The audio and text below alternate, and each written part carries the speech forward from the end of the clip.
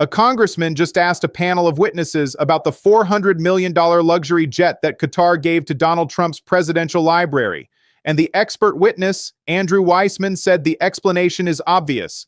They were seeking to win influence with the president, and I think they succeeded at doing so. Think about that timeline. Qatar gives Trump a $400 million plane. Then Qatar receives a $142 billion arms deal from the United States government.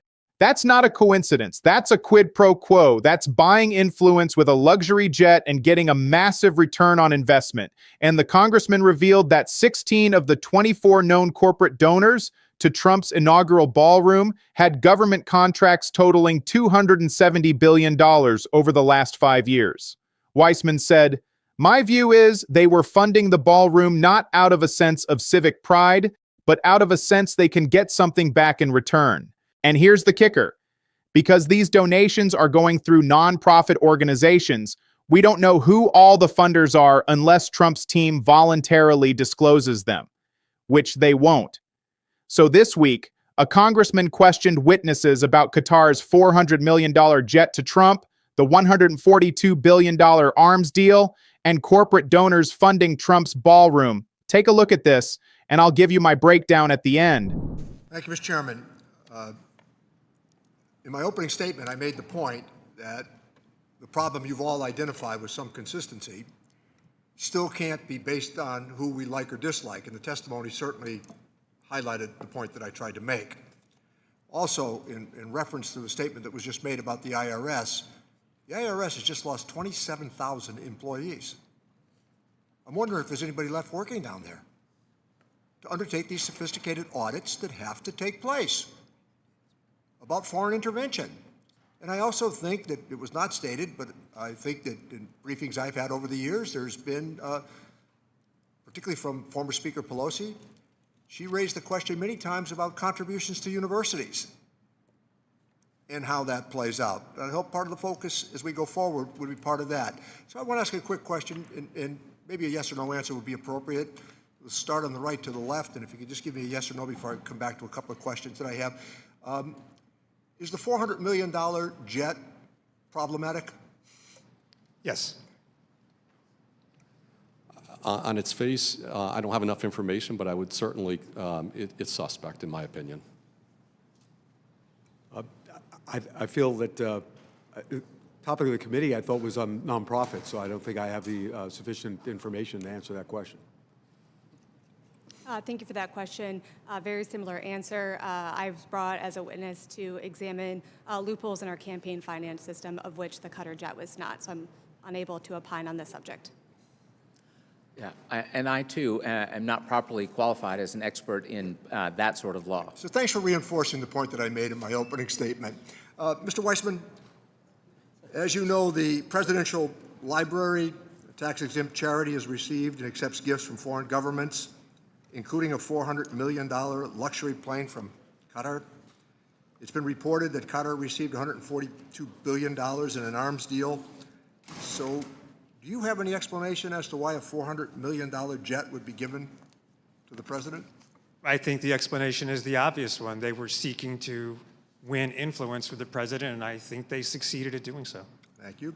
And let me follow up, Mr. Weissman. Yesterday, the Washington Post reported that a federal judge is reviewing the legality of private donors funding the ballroom. I don't even have to say which ballroom. We all know which ballroom I'm referencing. Without objection, I'd like to enter the Washington Post article into the record, Mr. Chairman. Without objection. Thank you. Mr. Weissman, what is known about the ballroom's funding and the Freedom 250 projects?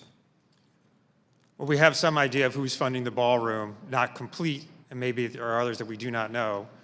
We were able to analyze the 24 known corporate donors at the early stages of the ballroom. 16 of them had government contracts going back over the last 5 years, totaling $270 billion in federal contracts. My view is they were funding the ballroom not out of a sense of civic pride, but out of a sense of they can get something back in return. A couple of those companies, as you mentioned in your statement, are domestic subsidiaries of foreign businesses. I think as we look now to the Freedom 250 project, which seems to be a comparable fundraising effort, we're going to see the same kind of problem.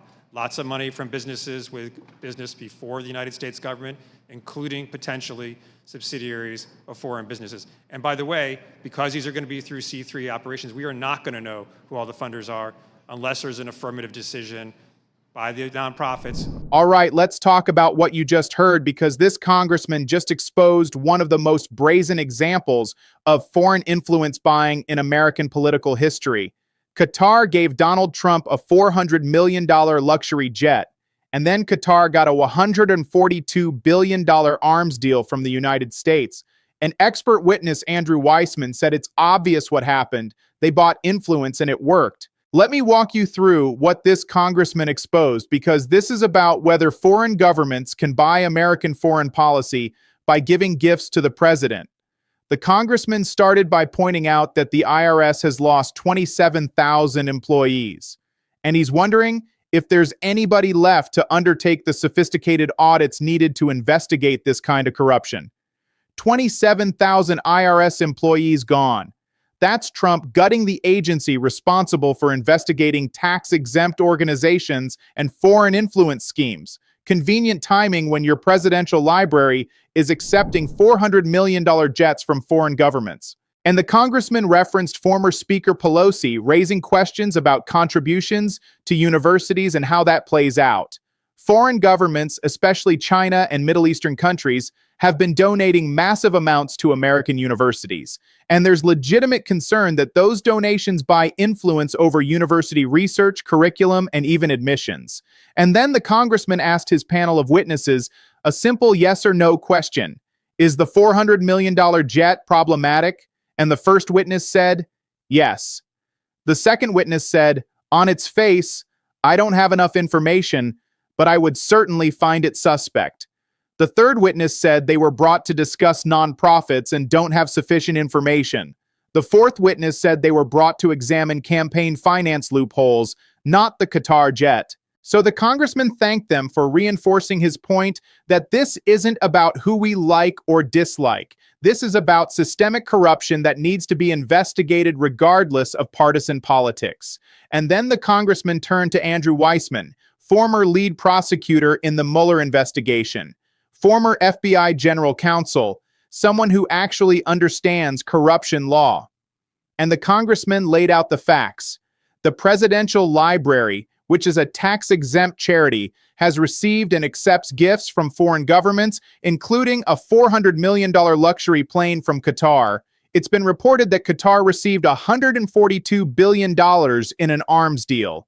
Do you have any explanation as to why a $400 million jet would be given to the president? And Weissman gave the most direct answer of the entire hearing. I think the explanation is the obvious one. They were seeking to win influence with the president, and I think they succeeded at doing so. They succeeded. That's Weissman saying Qatar got what they paid for. They gave Trump a $400 million jet, and they got a $142 billion arms deal. That's a 35,000% return on investment. If you spend $400 million and get back $142 billion, that's the best investment you'll ever make. And this isn't speculation. This is the timeline. Qatar gives jet. Qatar gets massive arms deal. The causal relationship is obvious to anyone not deliberately looking away. And the congressman brought up the ballroom. He said yesterday the Washington Post reported that a federal judge is reviewing the legality of private donors funding the ballroom. I don't even have to say which ballroom. We all know which ballroom I'm referencing. Everyone knows. Trump's inaugural ballroom, funded by corporations and potentially foreign entities through nonprofit cutouts. And a federal judge is now investigating whether this funding scheme is legal. And the congressman asked Weissman, what is known about the ballroom's funding and the Freedom 250 projects? And Weissman laid out what his organization has uncovered. We were able to analyze the 24 known corporate donors at the early stages of the ballroom. 16 of them had government contracts going back over the last 5 years, totaling $270 billion in federal contracts. 16 out of 24 donors. 2/3 of the known donors to Trump's inaugural ballroom have federal government contracts worth $270 billion. They're not donating out of civic pride. They're investing in access and influence. They're buying their way into the administration's good graces so their contracts get renewed and expanded. And Weissman said, "My view is they were funding the ballroom not out of a sense of civic pride, but out of a sense they can get something back in return." Something back in return. That's the definition of corruption. You give money to the president's inauguration. You get favorable treatment from the administration. Your contracts get renewed. Your competitors don't.